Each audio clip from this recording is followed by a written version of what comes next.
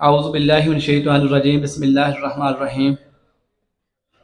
जी मज़ीद दोस्तों, सुबह से लेकर शाम तक ये प्रोग्राम चलेगा इंशाअल्लाह और नुस्खा जात बयान होते रहेंगे। और सुबह से काफ़ी दोस्तों ने अपने प्रैक्टिकल अपने नुस्खा जात पेश भी किए। तो आपको मैं यही एक पॉइंट अरेज करने के लिए, तवज्जो दिलाने के लिए बात करना चाहता हूँ कि नुस्खा जो होता है, कोई भी नुस्खा वो काम करता है और आजमूदा होता है। यकीनी तौर पे हम जो भी अपने तजर्बात पेश करते हैं वही तजर्बात पेश करते हैं जो हम अपने मरीजों पे आजमा के और उनका रिजल्ट हासिल करने के बाद आपको शेयर करते हैं।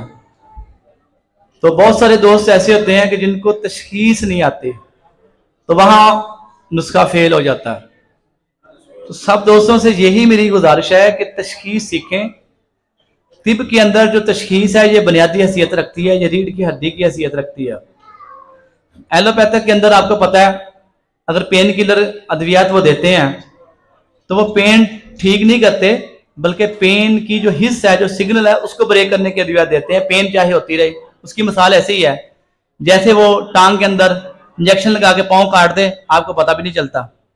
सेम लाइक जब आप पेन किलर अद्वियात इस्तेमाल करते हैं तो वो आपका ब्रेन से सिग्नल रोक देती पेन का, जबकि पेन अपने मकाम पे हो रही होती है। यही वजह होती है कि जिस दिन आप टैबलेट या इंजेक्शन जो भी आप ले रहे हैं वो नहीं लगाते या लेते, तो आपको उसी दिन तकलीफ शुरू हो जाती है। हमारी अद्वियात का ये सिस्टम नहीं होता, क्योंकि हम ना तो नशावर अद्वियात इस्तेमाल करते हैं, ना कुछ सुनपन करने के लिए अद्वियात इस्तेमाल करते हैं। तो हमारा जो तरीका इलाज है वो है मर्ज की वजह को दूर करना। ठीक है, अभी मिसाल के तौर पे अभी सर्दी का मौसम गुजर के गया है, निमोनिया से बहुत बच्चों की अमवात हुई लाहौर के अंदर, आपने मीडिया के अंदर देखा होगा। तो अभी आपके पास निमोनिया का बच्चा आता है तो उसके कपड़े पूरे नहीं पहने हुए, तो क्या आप उसको ये तलकीन नहीं करेंगे इसको गर्म कपड़े पहनाएं, इसको मुनासिब टेम्परेचर रूम में रखें? तो ये आपको पता होगा ये सर्दी की वजह से हुआ है। इसी तरह ये सर्दी की एक मैंने मिसाल देके समझाया है। इसी तरह कुछ चीजें ऐसी होती हैं जो बॉडी के अंदर बड़ी होती हैं, लेकिन वो देखने से नजर नहीं आ रही होती। जैसे किसी के अंदर खुश्की बड़ी हुई है, ठीक है, सर्दी का मौसम है, सर्दी लगी हुई है, निमोनिया है, खांसी है, बलगम है, वो तो आप अंदाजा लगा ले लेंगे कि सर्दी का मौसम है, सर्दी लगी होगी और बच्चा है या इसको छाती जाम है या चेस्ट इन्फेक्शन है। लेकिन एक मरीज आता है उसको खुश्की है, तो वो एक मालिज को सीखना पड़ेगा। ठीक है, इसी तरह जब तक आप खुश्की वाली गजाएं उसको बंद नहीं करेंगे, अभी बहुत सारे मरीज जो हमारे पास दर्दों के आते हैं, खचाव के आते हैं, उनके ट्राइग्लिसराइड बड़े होते हैं, खुश्की उनके अंदर बढ़ चुकी होती है और उसी की वजह से उनका जो ब्लड प्रेशर हाई भी हो रहा होता है, जिसमें थकावट, दर्द। और पूछो तो क्या खा के हैं जी? सुबह को जी नान चने खाए थे, रात को क्या खाया था जी? बड़ा गोश्त खाया था, दोपहर को क्या खाया था जी? चावल खाए थे। तो जब तक ये जितनी भी ग़िज़ाएं हैं मैंने अभी तक नाम लिए हैं, ये सारी की सारी खुश्की सर्दी को बढ़ाती हैं, खुश्की पैदा करती हैं, खून को गाढ़ा करती हैं, ट्राइग्लिसराइड को बढ़ाती हैं। जब ट्राइग्लिसराइड बढ़ते हैं तो फालिज होता है, ट्राइग्लिसराइड बढ़ते हैं तो बीपी बढ़ता है और इसी से खचाव और दर्द का मसला बढ़ता है। तो लिहाजा जब तक आप मरीज को ये तलकीन नहीं करेंगे कि जिन चीज़ों की वजह से आपको ये प्रॉब्लम पेश आई है, जब तक आप इनको छोड़ेंगे नहीं तो आपका इलाज कैसे कामयाब होगा? फिर मरीज आपको क्या कहेगा? जी हमने दवाई खाई, हमें फर्क पड़ा, दवाई छोड़ी, हमारी तबीयत वैसे ही होगी, या दवाई खाई हमें आधा फायदा हुआ।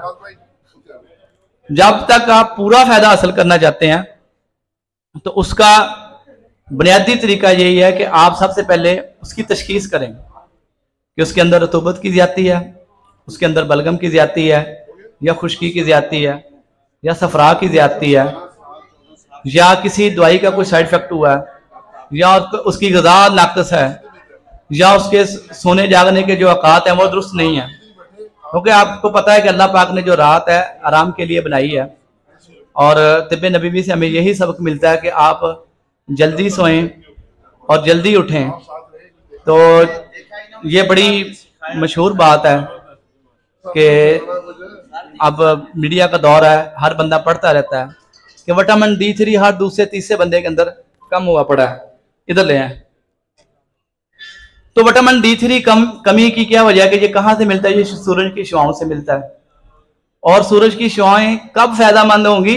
जब वो रात को लाइट ऑफ करके सो जाए, रात 9-10 बजे के बाद उसकी लाइट ऑफ हो जाए और सुबह नमाज के टाइम वो उठे और सूरज की पहली किरणें ले। तो कितने ही हमारे दोस्त और भाई और हमारे फैमिली मेंबर हैं जिनको आप जानते होंगे कि वो रात को 1-2 बजे सोते हैं और सुबह 12 बजे उठ पड़ते हैं। तो कैसे उनका विटामिन D3 आप पूरा करेंगे?